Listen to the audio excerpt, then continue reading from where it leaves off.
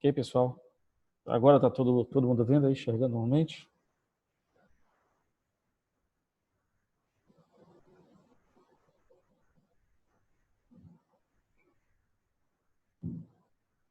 Estão conseguindo ver a tela?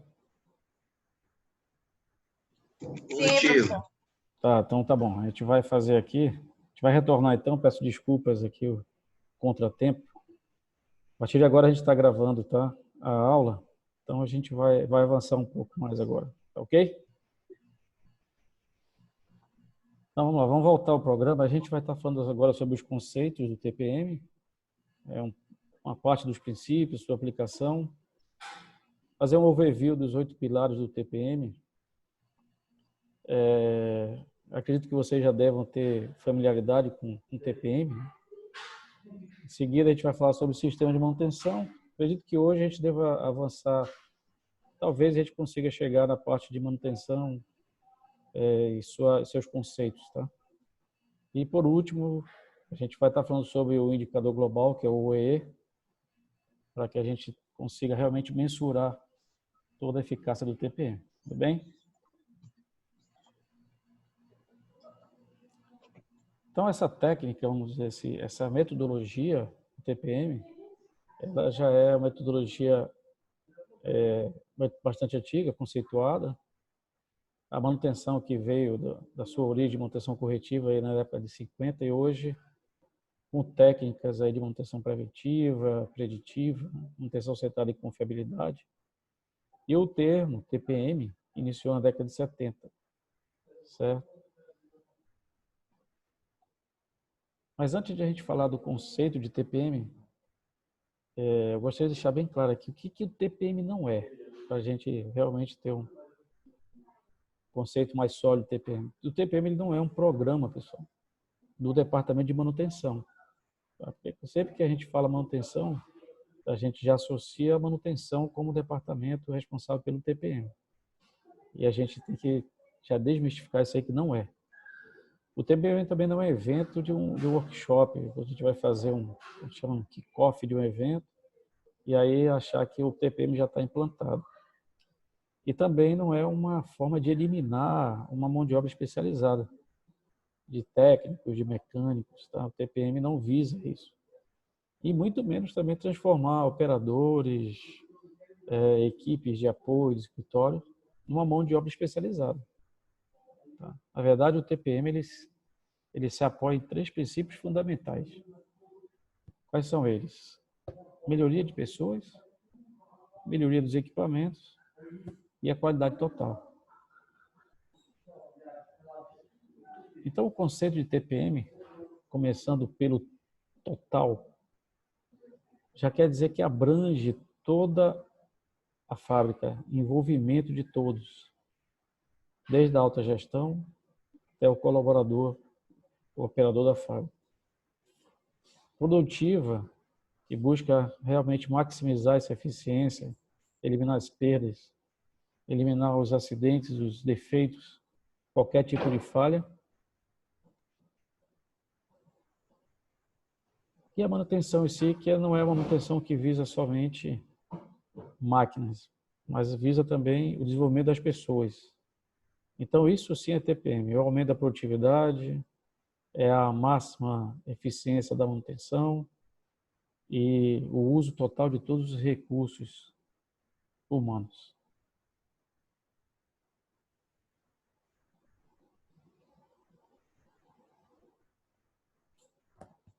Então, pegando toda a estrutura de uma organização, o TPM ele abrange aí esses, vamos dizer assim, os 6 conceitos, os 6 pontos fundamentais do TPM.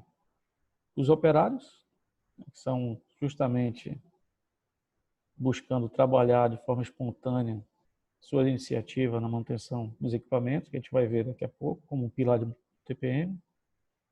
Os próprios elementos da manutenção, que também busca melhorar essa capacitação.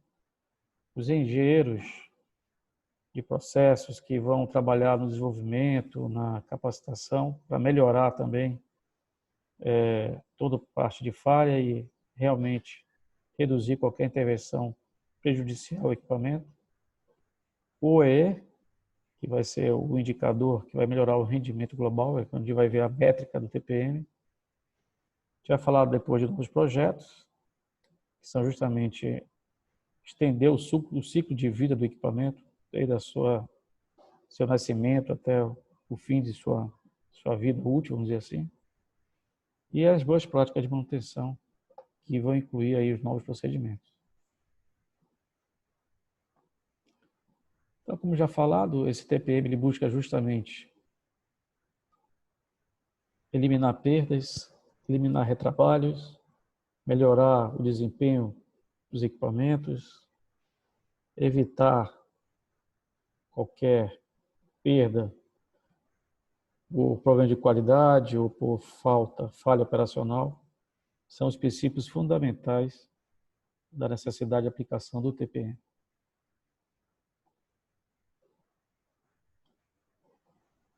Então, o TPM ele busca justamente trabalhar na manutenção com redução de custos.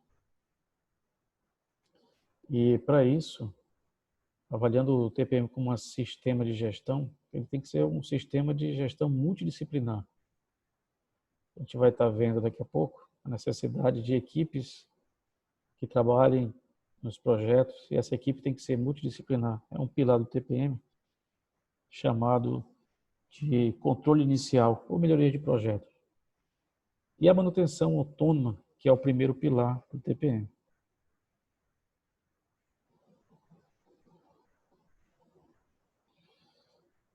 Então, o TPM precisa de uma metodologia para sua implantação. Primeiro, você precisa...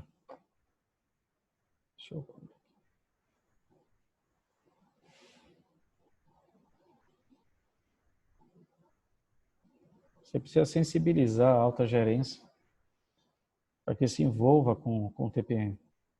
Em seguida, montar toda a estruturação, organograma, com suas respectivas atribuições do TPM. Um treinamento inicial, treinamento introdutório. E aí você entra para a parte da preparação das pessoas, do planejamento em si do TPM, com as discussões de metas, trabalho que vai ser feito de auditoria, e um plano de ação para que realmente se consolide o TPM.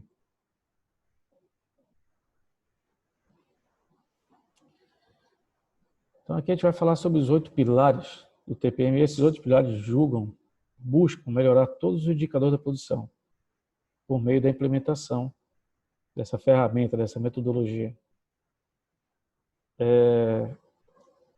O 5S, ele é a base do TPM.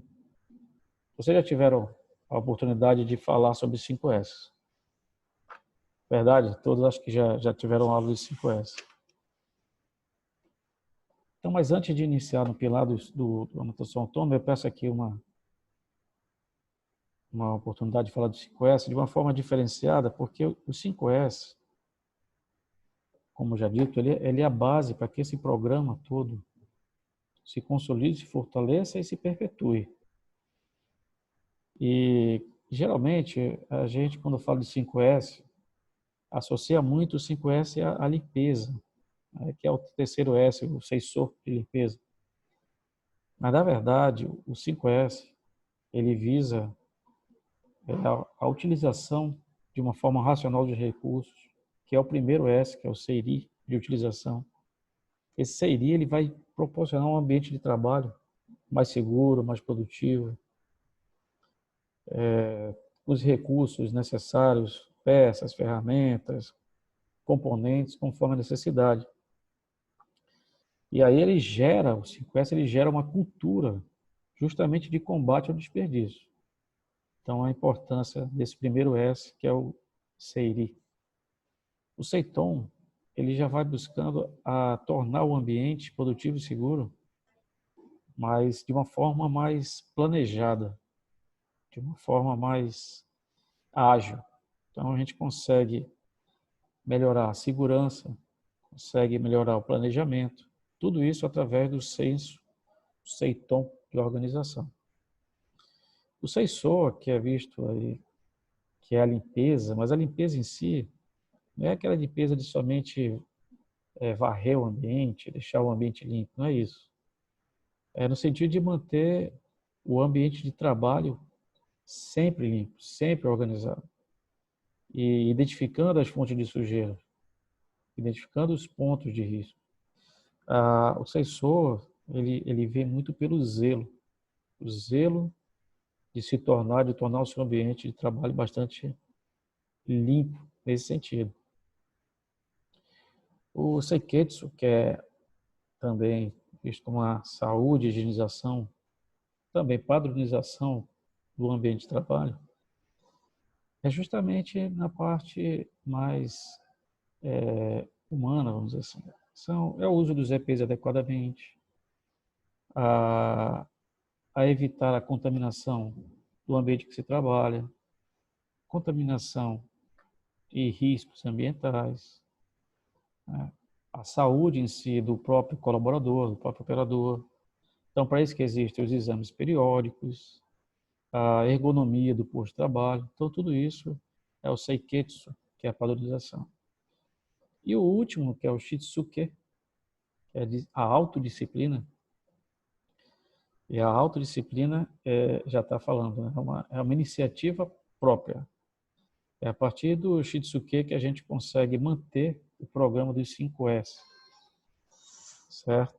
É o cumprimento das regras, em manter os procedimentos, manter e executar os procedimentos corretos, a execução dos checklists, manter os checklists atualizados, e até o ponto, se necessário, orientar os colaboradores, os colegas de trabalho que, por um acaso, estejam com ações fora do padrão. Então, por isso que o 5S é a base do MPT. Tudo bem até aí? Então, os 8 pilares são compostos pela manutenção autônoma,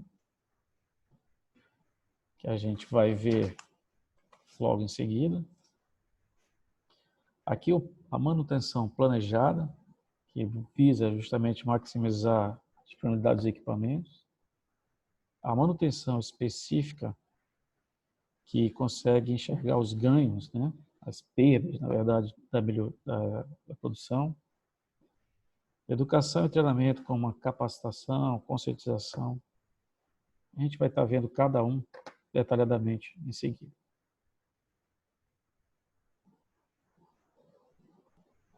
Então, o primeiro pilar, aqui eu queria deixar já uma observação. O TPM, ele também não pode ser visto apenas como uma manutenção autônoma, como aquela manutenção que o próprio colaborador, implantando a manutenção autônoma, vai consolidar o TPM. Na verdade, é uma fusão de todos esses pilares que vai conseguir fazer com que o TPM seja realmente uma ferramenta de gestão da empresa, um método consolidado. Então, existem os pilares técnicos, que a gente pode classificá-los aqui como os 4 pilares.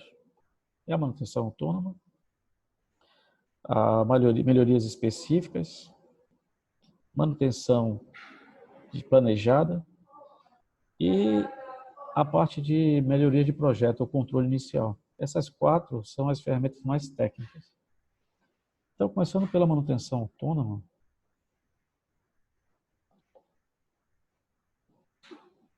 a gente começa aqui pelo zero. O zero é a educação.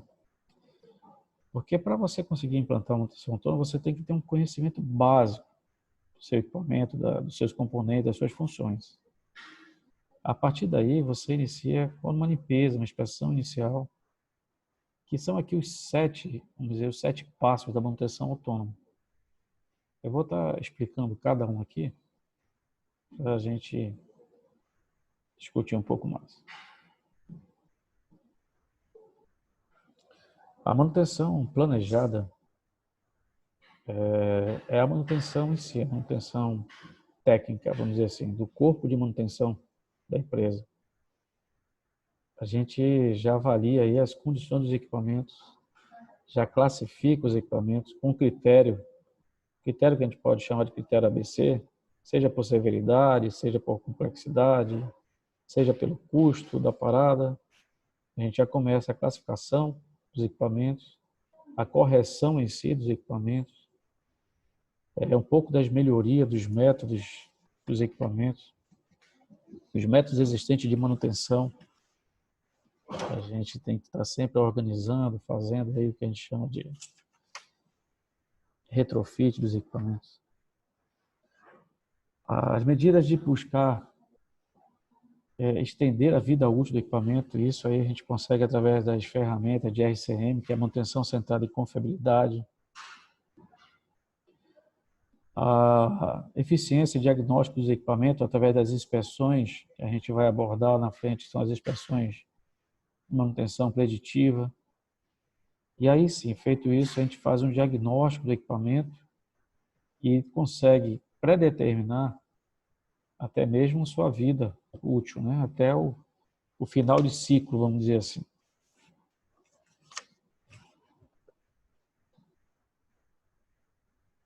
O terceiro pilar, que é a manutenção específica,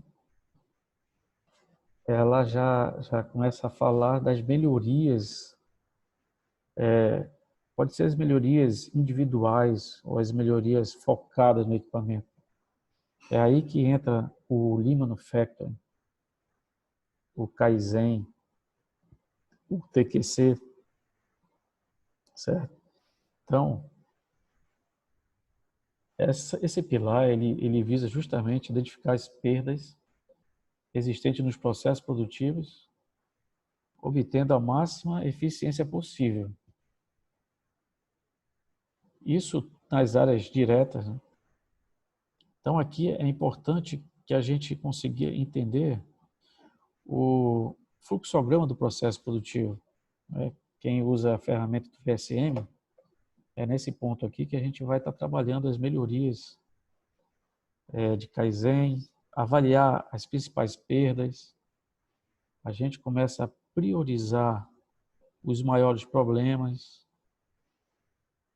análise de problemas, análise através de técnicas de PDCA, técnicas dos 5 porquês, do FEMER, do Six Sigma.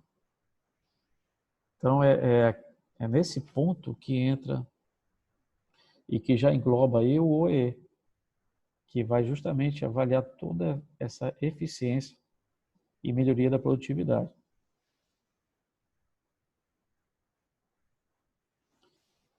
O quarto S, que é o S, o pilar, desculpa, de educação e treinamento, é preciso a gente partir do zero, avaliar a situação atual, saber qual é o perfil de conhecimento do grupo, do corpo, que compõe todas as etapas do TPM.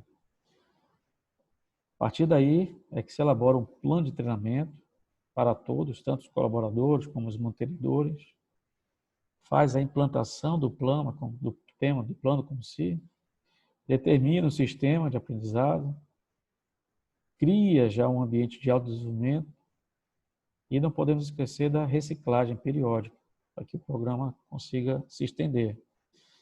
Então, esse pilar ele serve de apoio para os demais pilares. Porque é aqui, nesse pilar, que a gente vai conseguir desenvolver a conscientização dos colaboradores e justamente promover esse sistema de capacitação dos mesmos. E vai tornar os colaboradores, os operadores, mantenedores, aptos para desenvolver as suas atividades.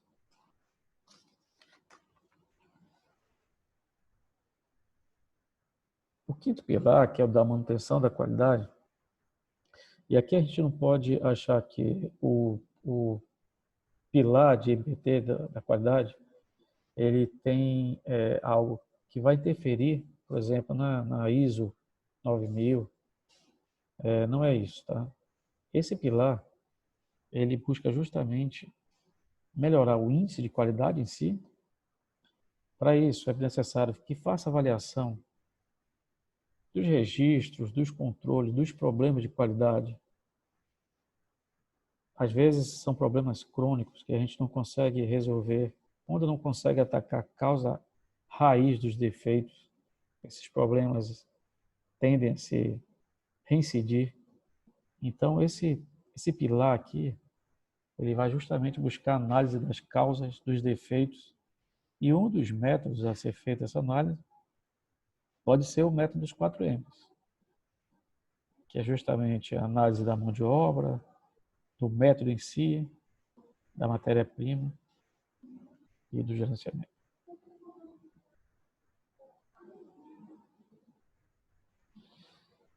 O sexto pilar de MPT é o de segurança, higiene e meio ambiente.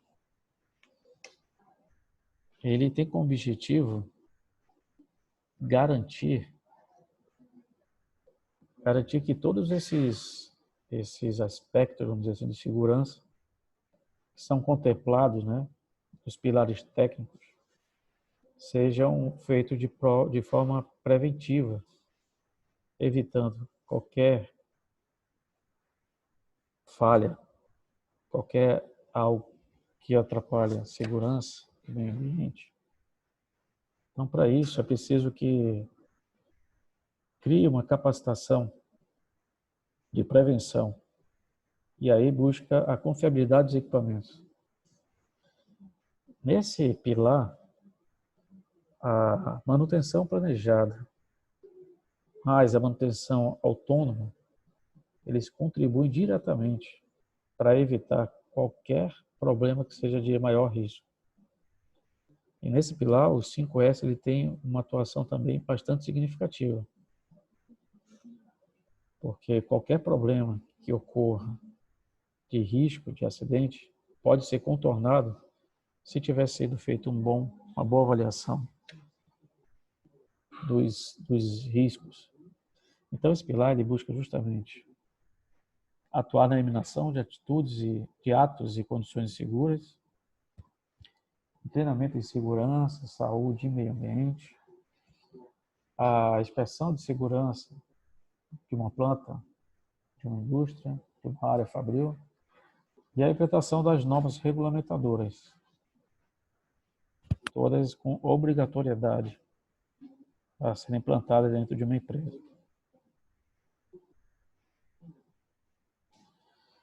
O controle inicial, que a gente também chama de melhoria de projetos, é bastante, dizemos, salutar que seja um pilar que tenha realmente uma avaliação, principalmente quando se avalia a aquisição de novos equipamentos, base histórico de perdas ocorridas no processo produtivo dos equipamentos anteriores.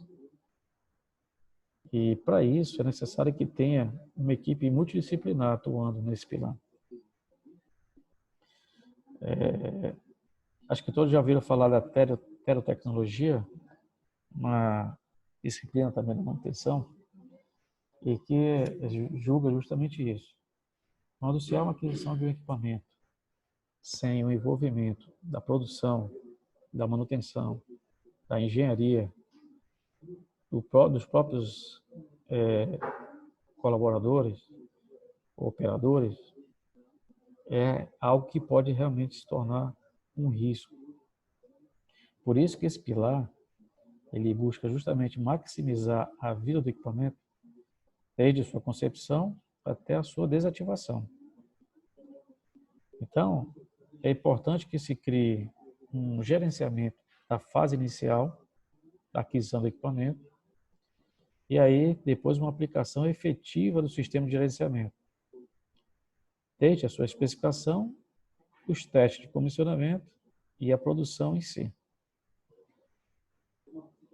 Acho que é do conhecimento de todos, né? Quem é de manutenção conhece a famosa curva da banheira, e ela justamente entra nesse requisito, nesse pré-requisito aí. A falha inicial, uma falha prematura, e dependendo da falha, ela pode ser bastante prejudicial. Então, essa contenção de qualquer problema inicial, ela deve ser feita justamente nesse pilar. Então, é importante que ouça as pessoas envolvidas, que trabalhe com as pessoas que têm o conhecimento, e que realmente consiga desenvolver um projeto seguro, confiável e bastante eficaz.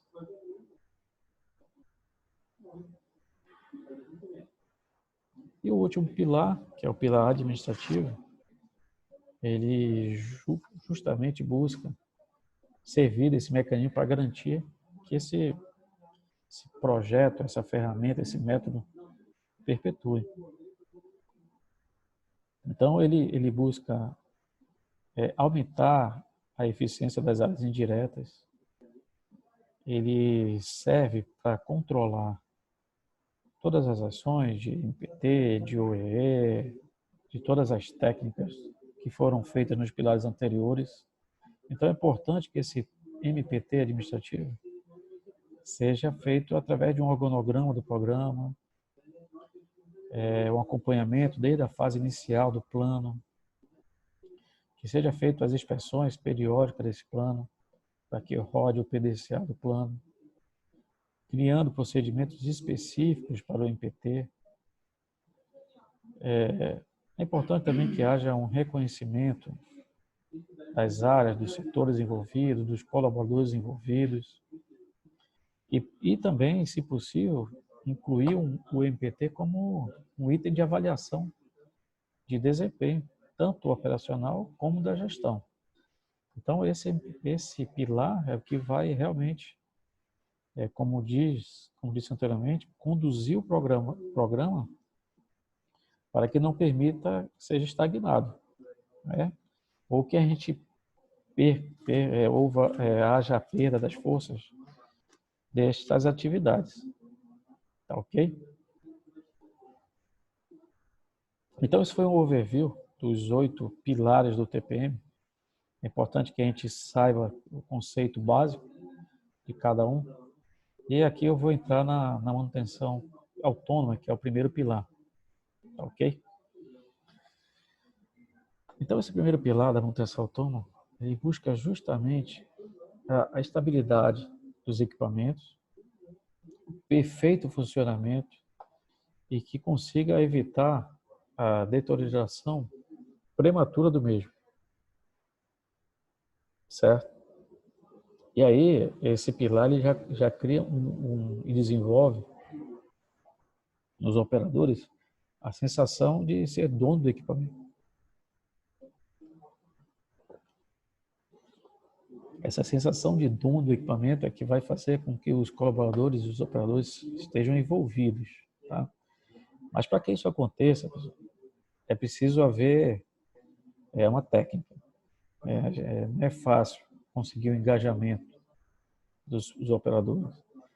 Então, com a técnica, com os 7 passos que a gente considera, a gente consegue acompanhar a evolução a cada step dos colaboradores.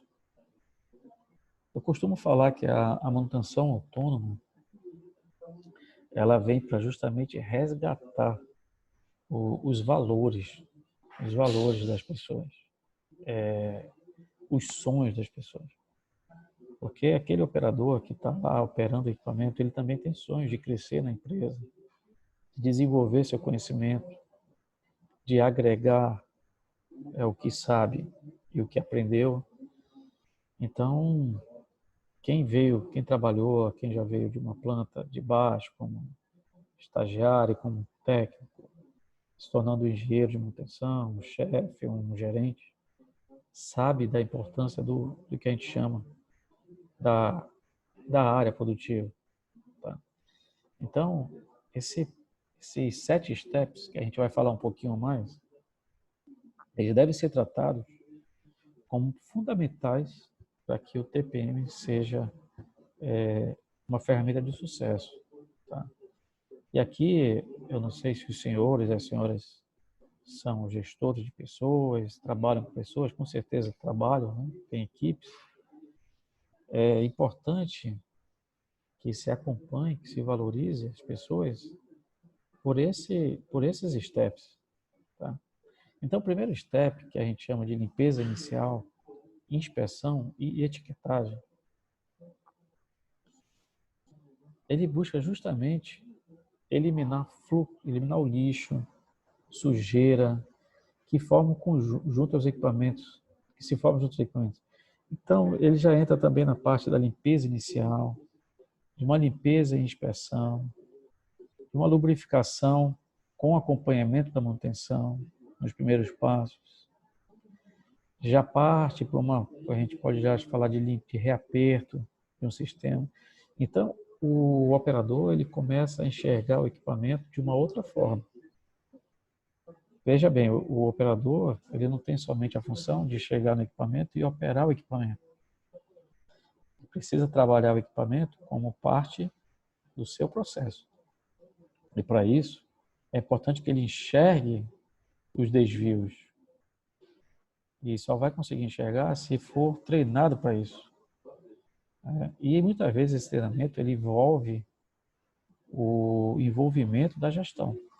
Então, aos que trabalham com equipes, é importante que nesse início do TPM, nesse início desse pilar, esteja o envolvimento. Porque o resultado, pessoal, ele é muito satisfatório. Quem trabalha em manutenção, quem conhece manutenção, quem sabe que os problemas geralmente são causados por fontes iniciais. Problemas de sujeira, problemas de regulagem, os problemas de avaria são justamente os problemas iniciais. Então aqui fica uma forma de etiquetagem, né? Essa etiquetagem usada em PT, ela justamente serve para ser uma visual, um sistema visual de anormalidade. Porque quando é feito qualquer identificação de um problema, que é feita uma solicitação de serviço à manutenção, um pedido de melhoria, um pedido de serviço, se você não tiver um acompanhamento, se você não conseguir fazer uma gestão disso aí, tenha certeza que esse problema ele pode ter um prazo muito longo. E dependendo do que seja, pode ocasionar um problema maior. Então, essa etiquetagem, que a gente classifica como vermelho e azul, eu acho que isso aqui é padrão, né? Das outras empresas. A etiquetagem vermelha, ela é uma etiquetagem apropriada para manutenção. Tá? E aqui existe a classificação, o STEP, quer dizer, primeiro é o STEP da manutenção autônoma, em que STEP é classificado, a prioridade A, prioridade B, prioridade C. Prioridade A é o que a gente já sabe, é o que vai parar a linha, o que vai causar um acidente, é justamente algo mais grave. Né? Justamente quando se causa que tem um risco de acidente, é um A imediato, tem que parar o equipamento. O B ele pode até parar o equipamento, mas pode ter uma intercambiabilidade. E o C, se não tiver nenhum problema, não vai parar o equipamento, não vai afetar a linha, não vai afetar o teu sistema. Então é feita uma classificação dessa forma. Aí você anota aqui o equipamento, a anomalia, o data, né, que foi feito, e faz uma descrição sucinta do problema, certo? Tanto para manutenção como para operação são a mesma forma de preenchimento. O importante é que o equipamento que você detecta o problema, ele seja identificado com etiqueta, porque aí sim torna-se uma gestão visual. E que essa parte aqui da etiqueta que é destacada, ela vá para um quadro, que a gente chama de quadro de MPT, e que você consiga separar o que é de manutenção, o que é de produção, para que se faça justamente essa gestão do programa, gestão dos problemas. Tá? Então aqui é importante que a gente ouça bem os colaboradores, porque eles é que vão levantar o problema, pessoal. E se a gente não der importância, se a gente não der a devida atenção, a gente entra no que a gente chama de perda de credibilidade. Né? E quer ver um programa não dar certo, é quando a gente perde essa credibilidade dos operadores, do envolvimento dos colaboradores. Tá? Então, é a partir desse momento que ele começa a sinalizar um problema, que ele está pedindo um apoio, uma ajuda da gestão, da liderança, é que ele sente realmente que ele estando engajado e a gestão em conjunto, realmente vai ter um resultado diferenciado.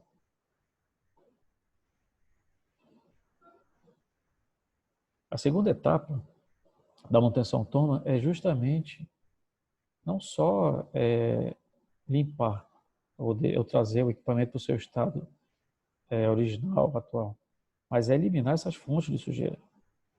Certo? Tornar a área de difícil acesso de fácil acessibilidade.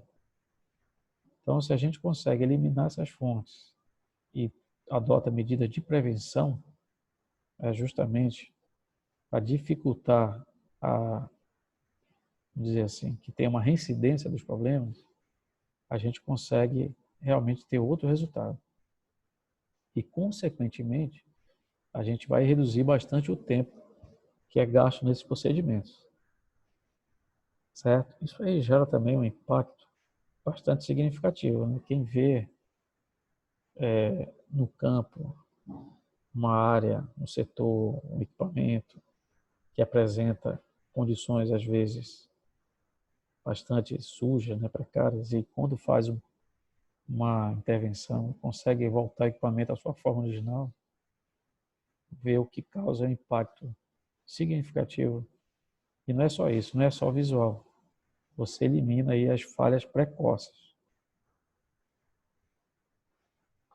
A terceira etapa é justamente padronizar. Essa padronização ainda é uma padronização provisória.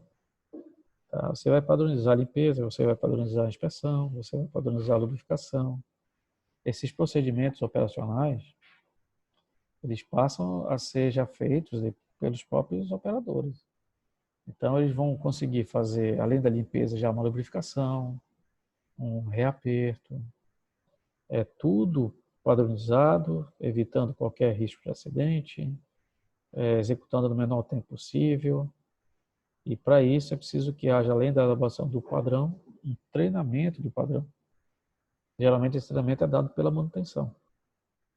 A manutenção é que tem o conhecimento para ajudar na elaboração, treinamento e no acompanhamento inicial desses procedimentos.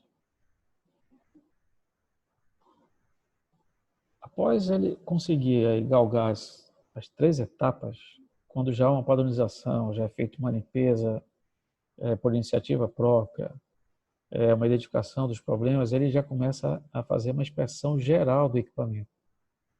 E essa inspeção geral, já usando todos os sentidos, os 5 sentidos, ela vai justamente detectar, se possível até restaurar falhas, né? São as falhas ínfimas dos equipamentos, mas através dessa técnica de inspeção. Então não é uma inspeção aleatória. Você tem que fazer uma inspeção baseada nos pontos críticos dos equipamentos. Né? Lembra que eu falei no primeiro pilar de educação? Educação 0, que é onde você vai conhecer a funcionalidade do equipamento, para que serve os itens, os componentes dos equipamentos, qual é o reflexo se acontecer algum problema nesse equipamento. Então, nessa etapa, é que são realizadas as inspeções já baseadas nos procedimentos e já começa a buscar aqui a confiabilidade do equipamento, certo? E o objetivo é justamente eliminar as 6 grandes perdas. É o que a gente vai falar mais à frente, que são as 6 grandes perdas de disponibilidade, de performance e de qualidade, certo? Sempre buscando a quebra zero. Isso aqui tem um resultado já começa a ter um resultado maior com o E.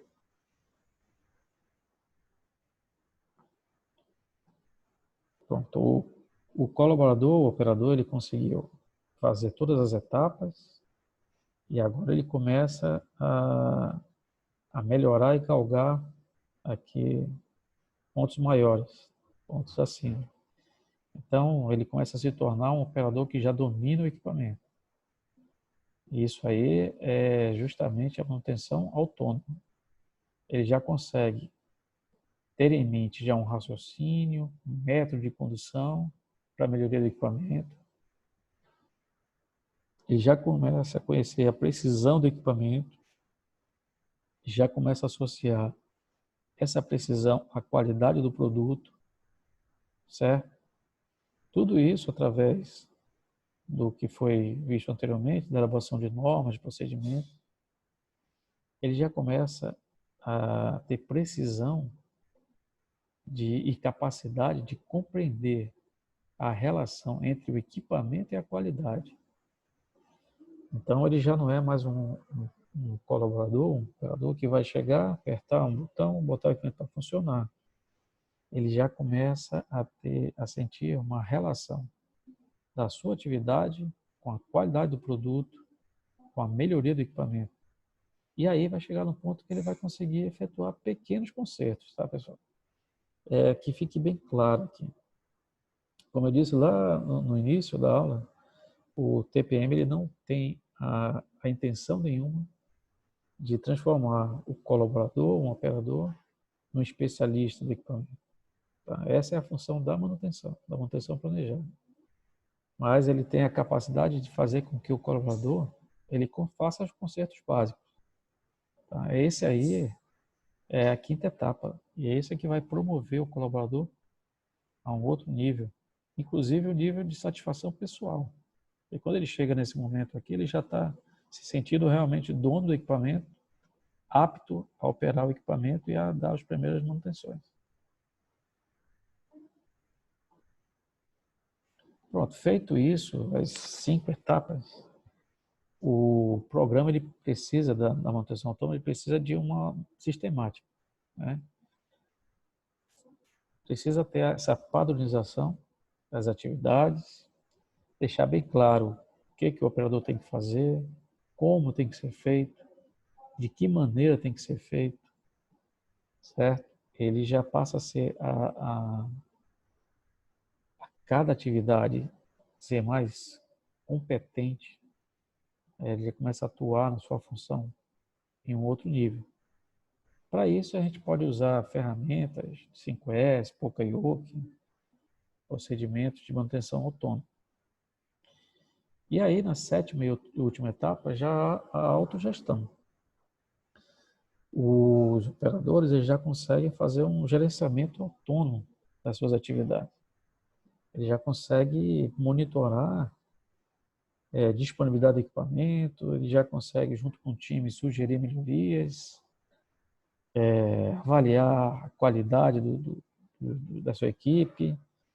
Então, ele realmente galgou e conseguiu, dentro da sua loja, das suas limitações, né, atingir um nível de excelência, vamos dizer assim. Então, essas etapas da manutenção autônoma aqui são fundamentais para que esse pilar realmente aconteça. Antes de entrar na parte da manutenção, eu gostaria de saber se tem alguma dúvida, algum questionamento sobre esse primeiro pilar da manutenção autônoma ou sobre os outros pilares que a gente conversou anteriormente. Fique à vontade.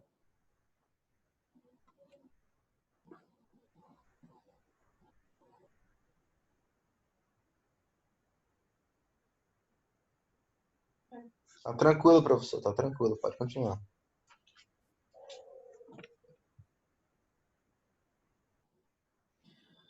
Tá. Essa primeira parte ela é muito teórica, ela foi muito teórica, né? Mas é importante que vocês realmente associem, como foi dito, que esse programa do MPT, ou essa metodologia, ela tem que ter o envolvimento da base, tá? Ela tem que ter o envolvimento do time, dos operadores, porque são eles que vão realmente fazer com que isso dê certo, tá? Então, para isso, é importante que realmente vocês ouçam, atuem nas áreas, né? Ouçam as equipes. Existe um termo muito falado, que a gente conceitua muito, é chamado de Gemba. Não sei se vocês já ouviram falar dos 3 Gens, né? Gemba, Genbutsu, Genjitsu. E é justamente isso. Os problemas, eles estão na área. Os problemas vocês só vão conseguir pegar se vocês forem a campo.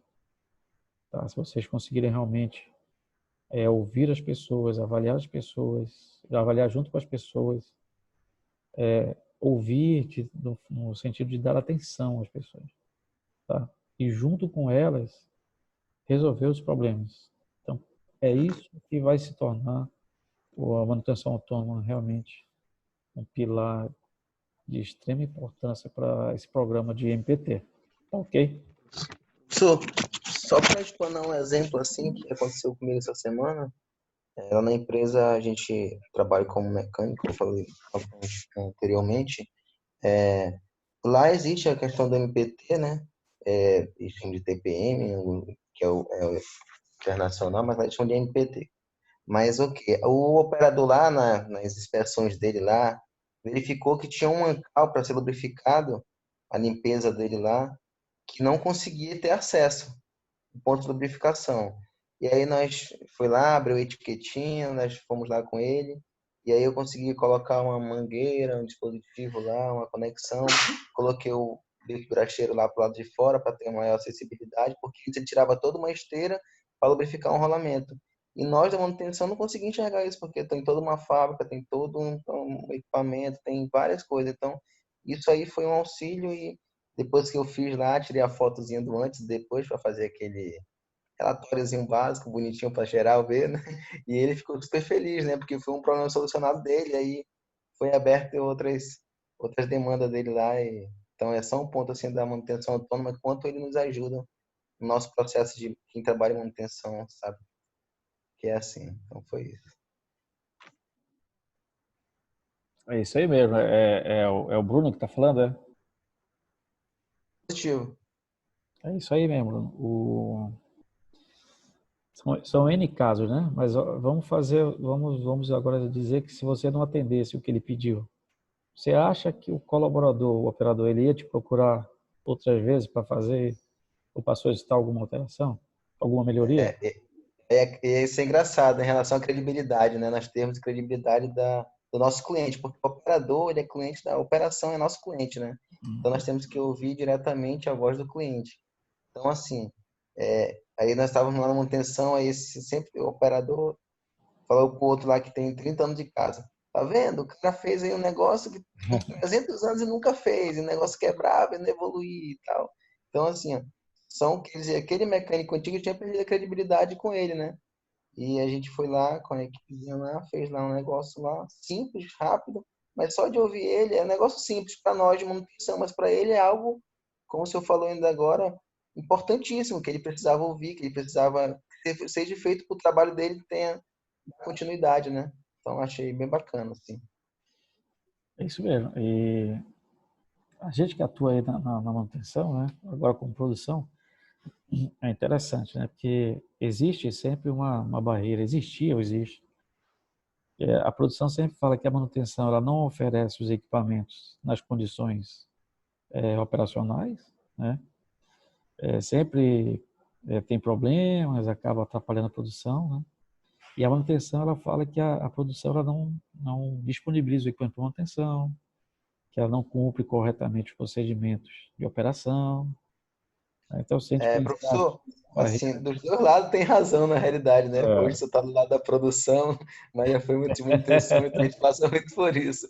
É, Então, assim, diariamente, nós trabalhamos hoje com planejadas, né? Porque antigamente o que acontecia? O cara fazia a ordem de serviço dele e dizia que estava planejado, sem separar material, sem ver disponibilidade de ferramentas, sem ver disponibilidade de pessoas. E aí, realmente, isso impacta na produção quando não é feito com eficiência, né? Então, tu vai lá, acha que vai fazer, mas não faz porque não foi feito um planejamento de manutenção anteriormente para executar a atividade. E acontece também quando você faz todo esse planejamento, a produção não para equipamento, não disponibiliza equipamento e aí a casa cai. Mas ok, só foi um parênteses aí para dar de exemplo. mas é isso Obrigado. mesmo. É, o bom aqui é que a gente pode trocar experiências à vontade aí, tá, pessoal? Vocês podem falar do que acontece com vocês, eu posso falar aqui também de algo correlacionado. Esse tempo aí realmente a gente passa por tudo, né? E existe isso mesmo. E você vê, né, que uma da manutenção planejada, um dos indicadores, que é o MTTR, né? que você falou aí sobre, acho que o peça não estava disponível, né? Disponibilidade De item, né? Da manutenção. de E aí você vê que quando você começa a interferir nesses... PR e o MTBF é uma briga. Exatamente. Acredito que esses são os indicadores mundiais, de classe mundial que a gente usa, né? MTBF. Mas são metodologias importantíssimas para a eficiência até individual, né? É verdade. Não só da equipe como individual, é bem importante. Importantíssimo. Muito bem, obrigado, Bruno. Se tiver mais alguém que queira falar alguma coisa. Tá, a gente vai entrar aí na parte da evolução da atividade de manutenção e fiquem à vontade também para falar aí. Aqui é a teoria que a gente já conhece, a manutenção que era antigamente voltada somente à manutenção corretiva, e depois veio a manutenção preventiva, e hoje não, você vê que tudo que a gente está falando, a gente falou aqui do TPM, falou do 5S, o 5S é da década de 50, né? Falou do TPM, TPM é um pouco acima da década de 70, 80, com Nakajima, senhor Nakajima. Então são ferramentas que já existiam há muito tempo e é que a gente sabe que até hoje servem e muito para aumentar qualquer eficiência de qualquer planta aí, tá? E eu vou falar assim, é algo que a gente que é engenheiro, que é de produção, que trabalha, a gente sabe que inovação, tecnologia, indústria 4.0, tudo isso é importante, né? É aí que vai realmente melhorar a operação, vai reduzir as perdas, é o Lean aí direto. Mas nem sempre a planta fabril ela vai poder contar com todos os equipamentos, com toda a tecnologia, né? A não ser fábricas novas, né? Fábricas recém-criadas. Eu passei um vídeo hoje, acho que com o professor Vicente, se eu não me engano, é da Renault. E aí vocês vão ver lá como é que eles controlam a manutenção preditiva. Já é tudo já via IoT, a prensa já manda a comunicação de previsão de parada, então é algo muito avante. E como a gente está aí passando por um momento, esse momento agora que a gente está passando, justamente o TPM, pessoal, ele tem que ser fortalecido, né? Eu diria que ele tem que ser ressuscitado, porque a gente só vai conseguir superar essa baixa produtividade. Eu acho que isso aí é comum a todas as empresas agora. A queda de produção, a contenção dos investimentos, é isso? Qualquer melhoria que seja pedida agora, nesse momento, é propício a receber um não, porque, por enquanto, é restabelecer as condições do cash flow, né? É manter o dinheiro, a sustentabilidade do negócio. Então, a manutenção, ela tem um papel importantíssimo, tá? Importantíssimo nesse momento. Mas a manutenção em si, ela não faz nada sozinha. Ela não consegue. Por isso que tem que ter o apoio de todas as áreas correlacionadas. Não é verdade? Então, a manutenção ela pode ser classificada como manutenção centralizada, mista, descentralizada. Eu não sei se vocês conhecem, tem casos, né, de cada uma dessas, né? Mas eu posso dizer que eu já passei pelas três aqui, tá? Eu tanto fui de uma manutenção centralizada, passei por uma descentralização, depois virou uma manutenção mista e depois voltou a ser uma manutenção centralizada. Então, realmente, eu participei de todos esses processos, tá? E todos eles, tá, independente de qualquer que seja, ele tem suas vantagens e desvantagens. Tá? As primeiras vantagens que eu enxergo na manutenção centralizada é que quando você loca tudo no mesmo ponto, fica mais fácil de você gerir materiais e recursos humanos, certo? Você consegue ter uma maior flexibilidade, maior eficiência global.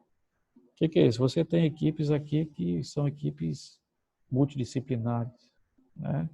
Então, a gente consegue realmente remanejar pessoas de acordo com o problema, você consegue ter uma estrutura mais enxuta.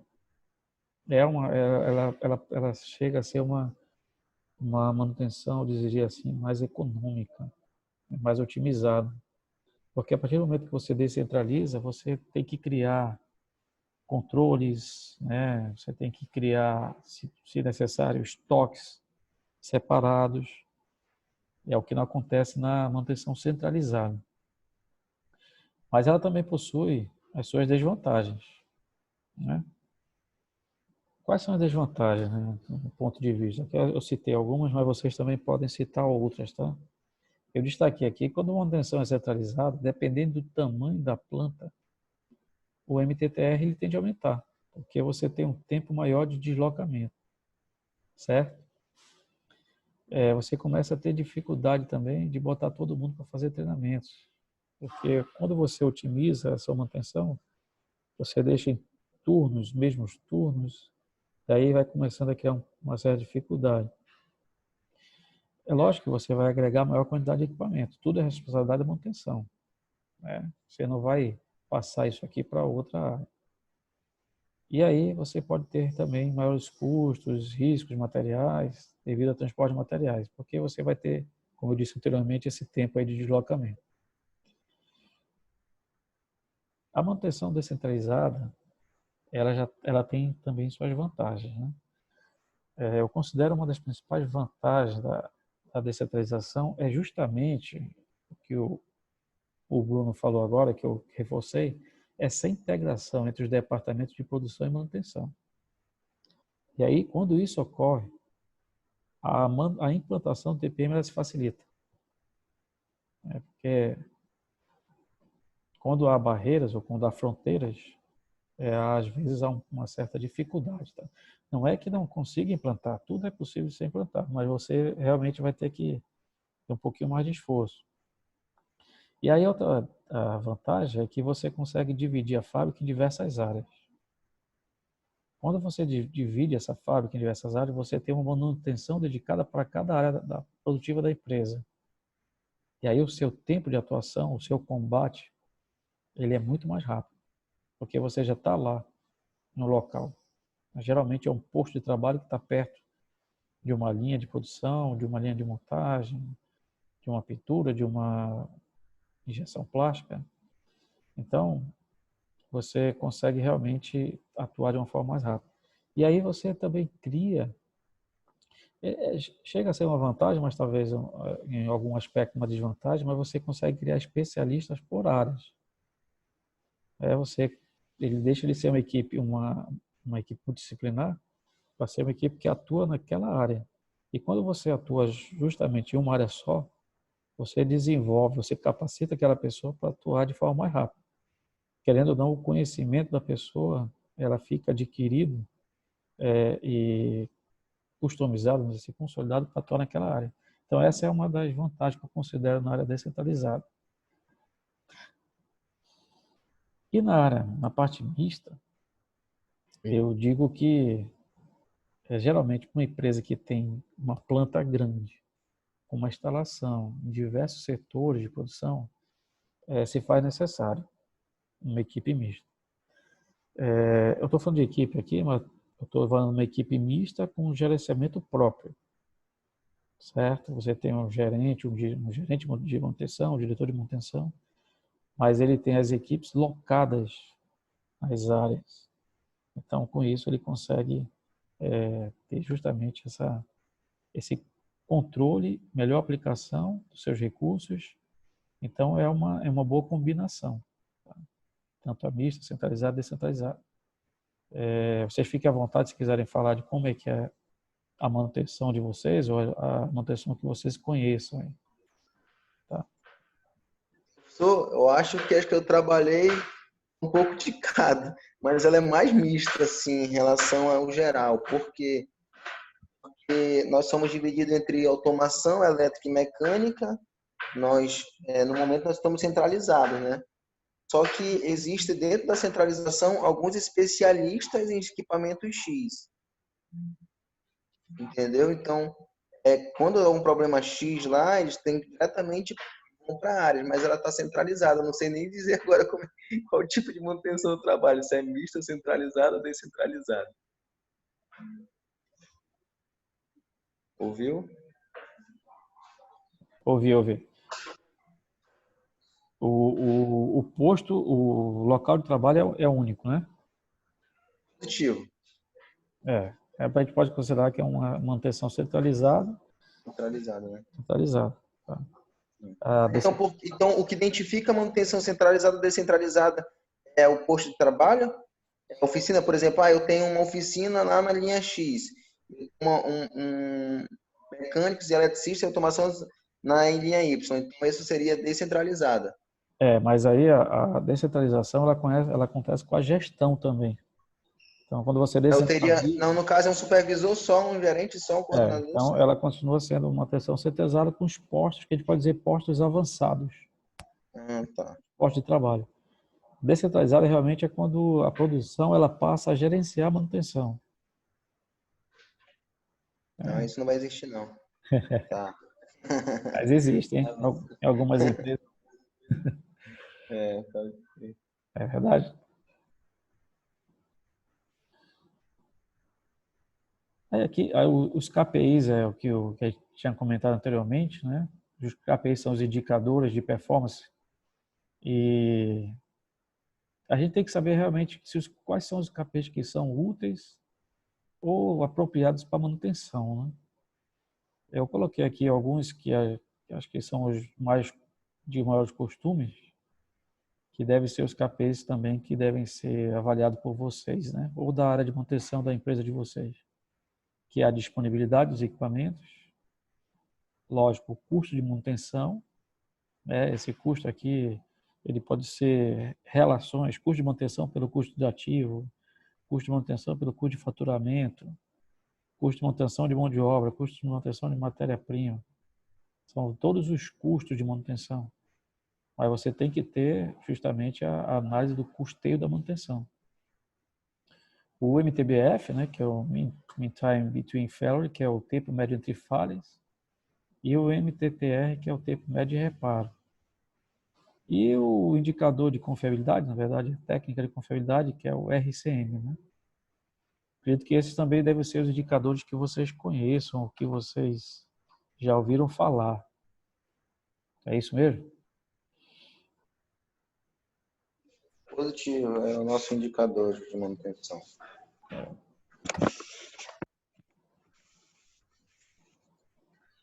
Professor, quando o senhor fala em custo de manutenção, eu falo nos custos da atividade da mão de obra, falo do custo do tempo que ficou parado a produção, quanto eu perdi em produção, falo o tempo das peças, fala o tempo de mão de obra, o que envolve o custo de manutenção? Isso, porque o tempo médio entre falha, disponibilidade, média entre reparo, ok, mas o custo de manutenção em si, ok.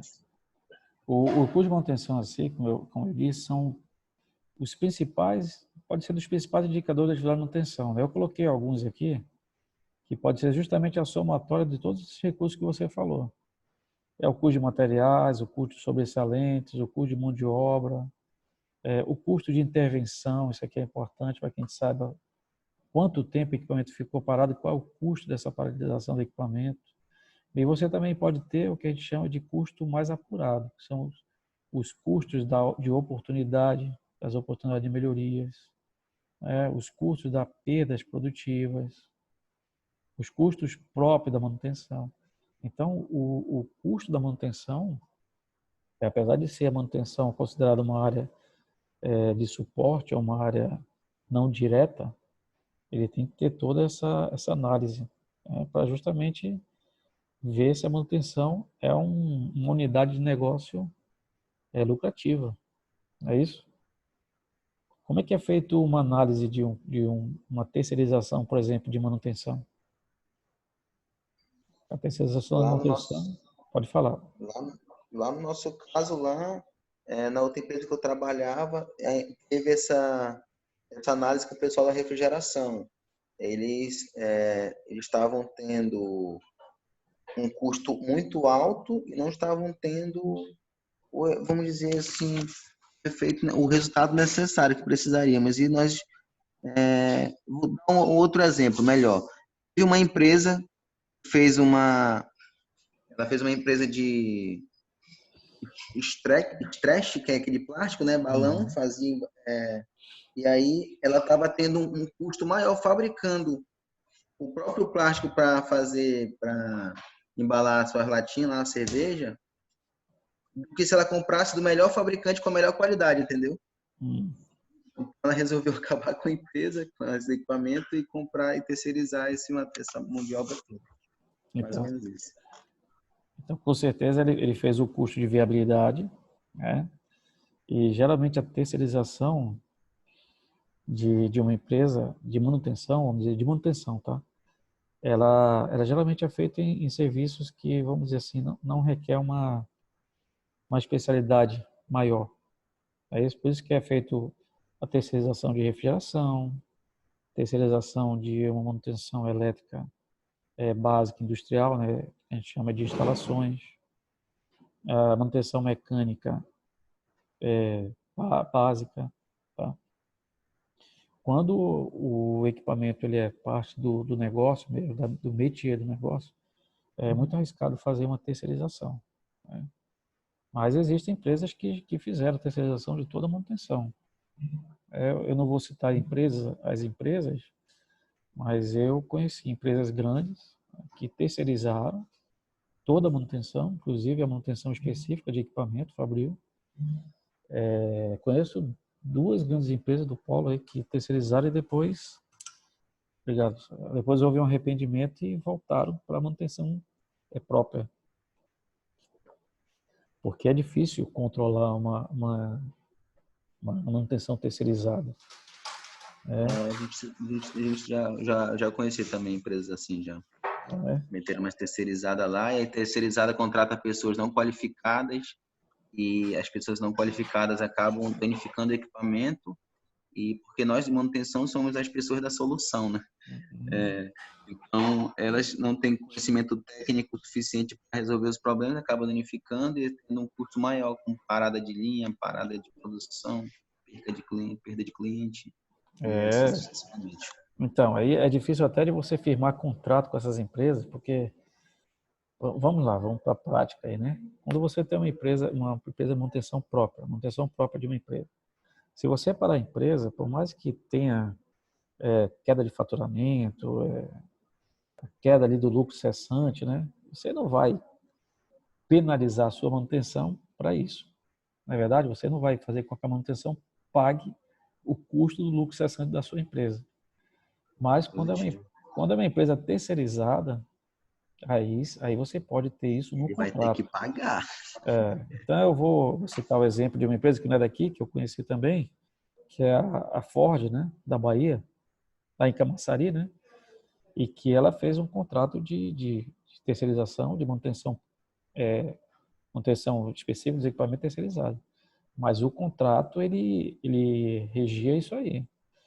A disponibilidade tinha que ser acima de 98%, a confiabilidade também era quase 100%, MTBF, MTTR, tudo com indicadores pré-estabelecidos, tudo isso em contrato. Aí imagine, né? A empresa aceita e vai tocar a manutenção. Dando tiro no pé. É um risco, né? Vou dar outro exemplo. Muito bom. Outro exemplo que eu vou dar aqui de terceirização, quem conhece usina aqui, né? Não sei se tem alguém que conhece. Pode falar, sim. Sim. Quem conhece usina aqui anteriormente. Eu já trabalhei em usina também elétrica. Então pronto. Então, pode até me corrigir se eu estiver errado. Mas tinha a usina ali que eu conheci da Ponta Negra, eu não lembro agora o nome daquela usina da Ponta Negra. Tambaqui. Isso.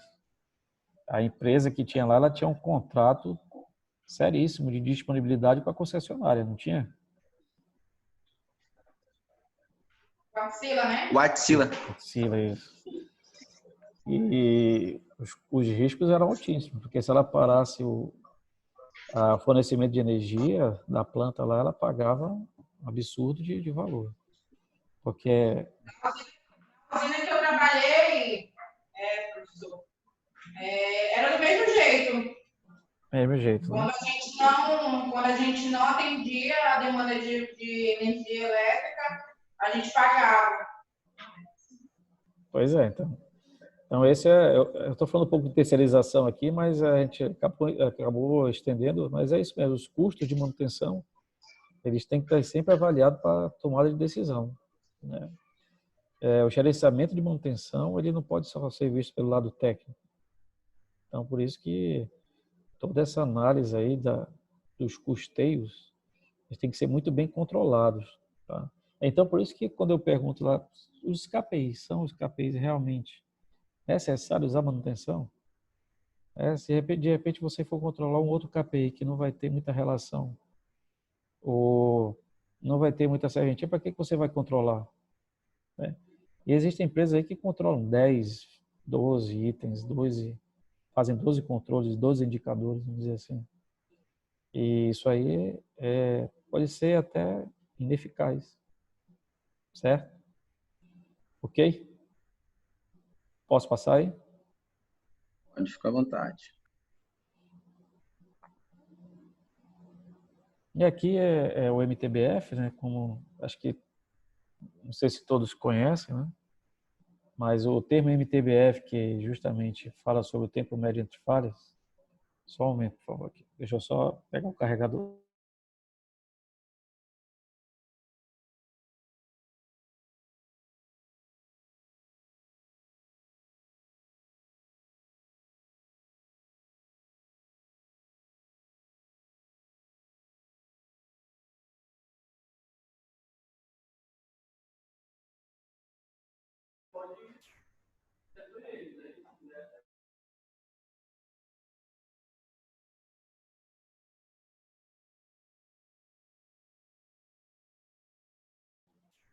Oi, já. Já tá todo mundo aí, né? Então, o MTBF e o MTTR, que são os indicadores de classe mundial, vamos dizer assim, tá, da manutenção, eles realmente, se você tiver um bom controle desses indicadores, esses indicadores é que vão dizer se, se o tempo médio entre uma ocorrência e outra estão bons, se são níveis aceitáveis, certo? E o MTBF, quanto maior, melhor, é o tempo médio entre uma falha e outra do equipamento. Ele representa o funcionamento da produção até a próxima falha. Ele justamente, o MTBF, ele norteia para a gente a produção, a manutenção preventiva, certo? É através do MTBF que você consegue começar a traçar os planos da manutenção, seja ela corretiva planejada, preventiva, justamente a partir dessas falhas ocorridas.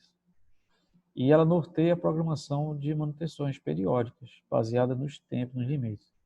Então, quando a gente adota ferramentas de manutenção preditiva, que é o que a gente vai ver, não sei se hoje ou na próxima aula, mas a manutenção preditiva ela pode ser uma manutenção cara, cara ou não, dependendo da sua forma de atuação, da sua forma de escolha, vamos dizer assim. Tá? Para que isso aconteça, para que você faça uma escolha correta da forma de manutenção, você tem que ter o acompanhamento dos indicadores de MTBF.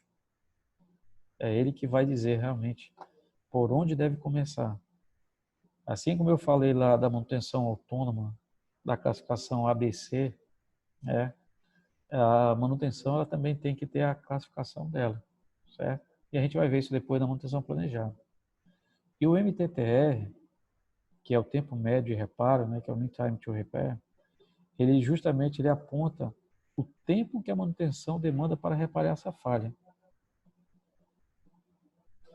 Ele também consegue compreender todas as ações envolvidas no reparo. E aqui eu falo de áreas correlacionadas, tá? Porque se você tiver atraso por falta de peças, se você tiver um laboratório, algo que você precisa de uma atenção corretiva e está distante ou não consegue fazer, você vai tentar interferir diretamente no seu resultado. Ele consegue nortear os lead times de estoque mínimo de peça. o planejamento de mão de obra das execuções programadas, e ele consegue estimar os custos da interferência produtiva das manutenções, seja elas programadas ou eventuais, de acordo com o modo de falha. Então, é aqui nesses dois indicadores que eu considero, não, que a literatura considera como os indicadores de classe mundial da manutenção, é que você vai conseguir realmente desenvolver ou definir qual o melhor método a ser adotado, certo? Aqui você está falando de um método de manutenção, planejamento, tipo de manutenção, periodicidade de manutenção, técnica de manutenção. E no MTTR você está falando de muitas vezes de treinamento do pessoal, da capacitação do pessoal, do tempo de deslocamento, se a peça ela está disponível, se você realmente consegue avaliar a tua equipe, é justamente aqui no tempo médio de reparo. É isso, acho que é isso. Vocês têm algo que queiram comentar sobre esses dois indicadores?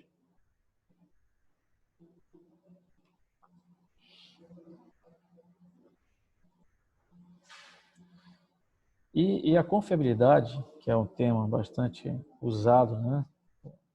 Surgiu também aí nos Estados Unidos, né? O RCM, ele representa já a probabilidade do funcionamento correto em condições normais durante um determinado período de tempo daquele item, daquele componente, daquele equipamento.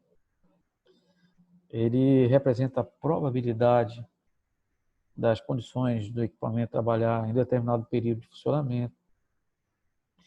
Ele dá um grau de certeza para as metas de disponibilidade e também para os planejamentos de produtos de manutenção. E ele justamente auxilia a gestão a trabalhar com planejamento em caso de manutenções emergenciais. O que a confiabilidade ela representa? É justamente o que vai nortear se você está usando corretamente o equipamento, o item, né, o equipamento em si, para que ele consiga funcionar conforme o que foi pré-estabelecido. Então, tudo que você foge das características de projeto ou que você faça uma intervenção mal sucedida ou que você faça algumas melhorias, né? A gente não pode chamar aqui de gambiarra, né? Vamos chamar aqui de arranjos técnicos, né? Tudo que você intervém sem um pré-estudo, sem uma pré-análise, sem muitas vezes o aval do fabricante, você está interferindo diretamente na confiabilidade do equipamento. Tá? Então, a gente vai falar depois, mas adiantando, né, sobre falar de taxa de falha, de componentes de itens, né, como é que é calculado, como é que é feito isso aí. Nem tudo tem taxa de falha, né, nem todos os componentes, mas a probabilidade do que já tem de problemas, vamos dizer assim, levantados, eles conseguem nortear essa confiabilidade. Então, hoje, quando uma concessionária te vende o carro, ele fala que te dá uma garantia aí de 3 anos, 5 anos, é que ele já sabe que a confiabilidade daquele equipamento, aquele item, componente do carro, ele não vai falhar durante o tempo pré-estabelecido. Tá? Então, é a base de estudo, a base de cálculos que é feita toda essa probabilidade.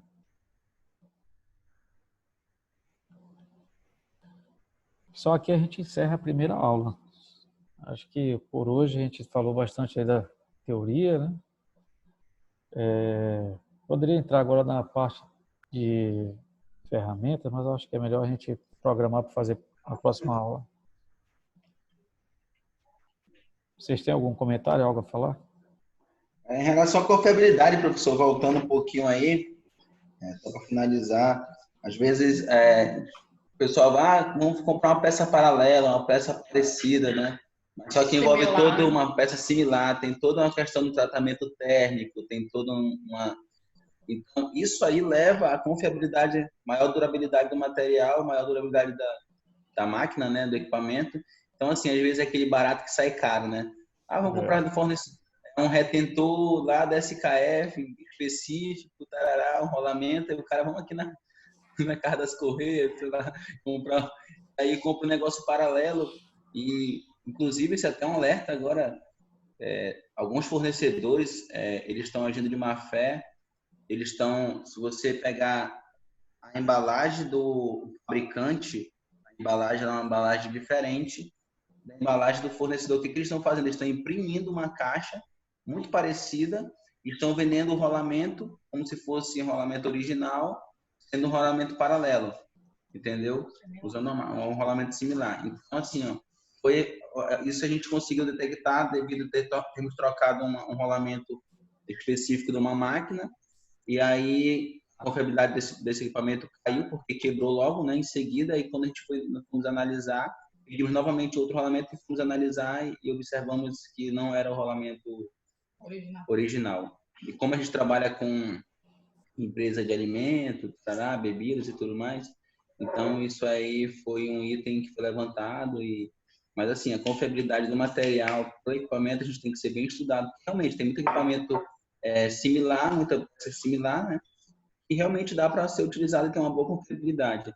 E quando você faz isso, acaba danificando o equipamento, colocando sem analisar, perdendo confiabilidade. Geralmente, professor, eu fiz a última revisão do meu carro lá na Renault, e aí tinha que trocar uma peça, né? E aí o valor da peça original de fábrica era um valor X, mas a própria concessionária já oferecia uma segunda linha de peça homologada, que aí era bem mais barato, mas a durabilidade do material era muito parecida com o original de fábrica, né? E isso é legal, porque agora as próprias empresas, as próprias concessionárias já estão se preocupando com isso, né?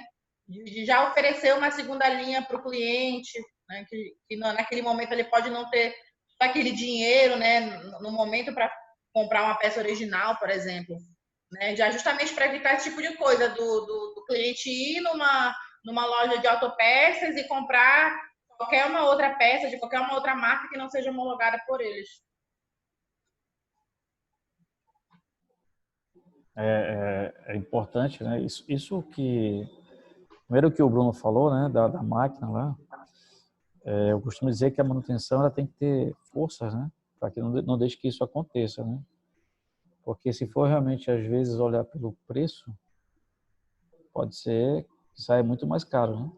Então, quando você para um Isso é a equipamento, última coisa que a gente vê, manutenção, preço.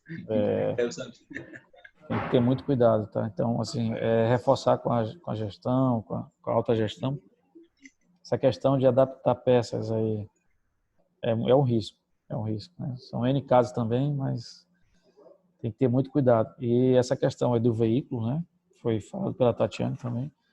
É muito bom, porque você consegue um custo reduzido, mas uma garantia mantida, né? Não é isso? Então, quando isso acontece, é bom. É bom para ambas as partes. Agora, não pode fazer isso de uma outra forma, justamente num carro que oferece um risco muito grave. Obrigado, Ok, professor. pessoal. Eu acho que hoje é só mais esse conceito aí. Gostaria de agradecer a todos, né? É só para a gente falar um pouco, deu para falar um pouco do TPM. A gente vai entrar na próxima aula sobre a classificação das manutenções. Aí já vai entrar sobre manutenção preventiva, preditiva, falar um pouco das técnicas das manutenções preditivas, né? Ferrografia, termografia, ultrassonografia, análise de vibração, tudo que vocês já devem conhecer, né? Alinhamento a laser, análise de óleo, que são as ferramentas aí que compõem aí para justamente garantir a disponibilidade da planta. Tá bom? Tá ok? Tem mais algum comentário? Tranquilo. Tá tudo tranquilo, professor. Então, bom descanso a todos. Boa noite, professor. Boa noite. Se encontra na próxima aula. Obrigado. Obrigado a todos.